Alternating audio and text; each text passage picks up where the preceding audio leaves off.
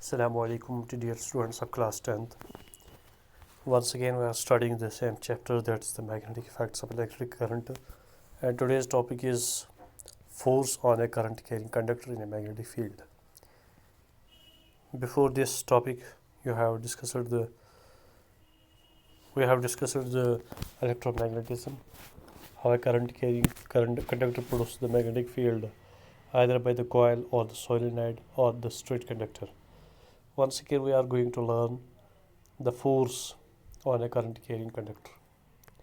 इसके लिए हमने एक सेटिंग्स बनानी है, एक्सपेरिमेंटल सेटिंग, एक पोल खड़ा करना है, वहाँ से एक स्ट्रेट कंडक्टर को लटकाना है यानी कि वर्टिकली, और एक्सटर्नल मैग्नेटिक फील्ड प्लेस करना और सर्किट कुछ इस तरह से बनाना है. This a pole on which we have hanged a conductor, straight conductor, और उसको कनेक्ट किया है इलेक्ट्रिसिटी के साथ, और बाहर से हमने रखा है मैग्नेटिक फील्ड.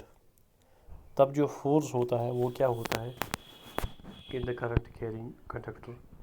सिंपली हम कहते हैं कि जब एक करंट कैरिंग कंडक्टर हम प्लेस करते हैं एक्सटर्नल मैग्नेटिक फील्ड में या मैग्नेटिक फील्ड की विसिनिटी में, तब वहाँ पे एक equal and opposed force produce होता है the current carrying conductor, equal and opposed force. ये कंसेप्ट जो है पहली बार दिया था मारी एम्पियर ने, जो एक फ्रेंच फिजिस्ट थी. उसी ने इलेक्ट्रोमैग्नेटिज्म के इस इम्पोर्टेंट कंसेप्ट को मेंशन किया.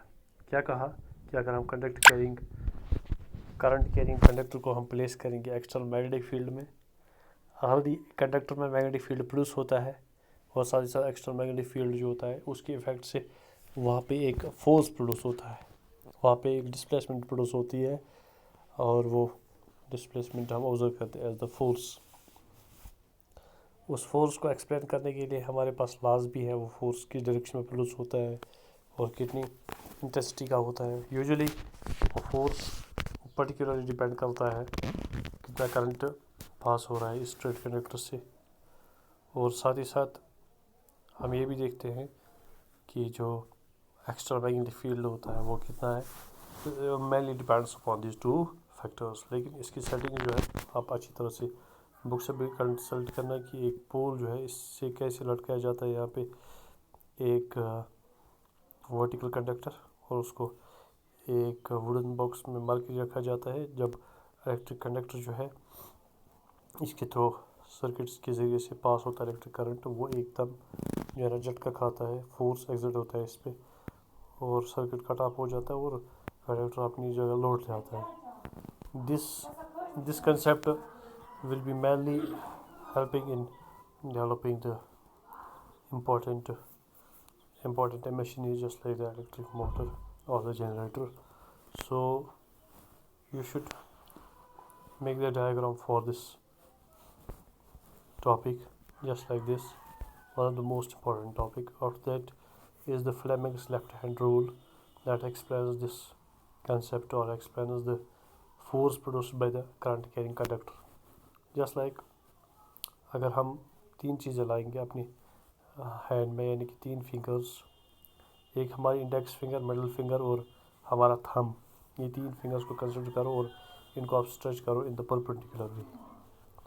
और फिर अगर आप कंसिडर करोगे अगर करंट जो है मिडिल फिंगर के ज़रिए से अगर ये इंडेक्स फिंगर के ज़रिए से पास हो रहा है, तब मोशन जो है थंब शो कर रहा है, या जो ये फोर्स है वो थंब शो कर रहा है, और फील्ड जो है वो हमारी मिडिल फिंगर शो कर रही है. इस तरह से अगर हम फिर से लॉ के ऊपर नजर मारेंगे तो if the direction of the current electric current is perpendicular to the magnetic field, अगर direction of the electric current जो है मैग्नेटिक फील्ड की परपेंडिकुलर में है, तब जो है मैग्नेटिक फोर्स भी परपेंडिकुलर होगा टू द मैग्नेटिक फील्ड और टू द इलेक्ट्रिक करंट. अब उसके बाद जो है Fleming's left hand rule states that if the left hand is stretched in way that the index finger, middle finger and the thumb are mutually perpendicular, अगर ये तीनों fingers हमारे left hand की हम परपेंडिकुलर अरेंज करेंगे, उसके बाद हम देखेंगे कि जो परपेंडिकुलर डायरेक्शंस में हमने ये तीन फिंगर्स रखी, इस पे हमारे इंडेक्स फिंगर, मिडिल फिंगर और हमारा जो थंब है, तब लेफ्ट हैंड जो है जो middle finger of the stretched left hand جو ہے شو کرتی ہے میگنیٹک فیلڈ، اور اس کے بعد جو ہے انڈیکس فنگر شو کرتی ہے direction of the electric current respectively, اور اسی طرح سے ہمارا تھم جو شو کرتا ہے ڈائریکشن آف دا موشن اور سمپلی دا فورس. اور اس طرح سے ہمارا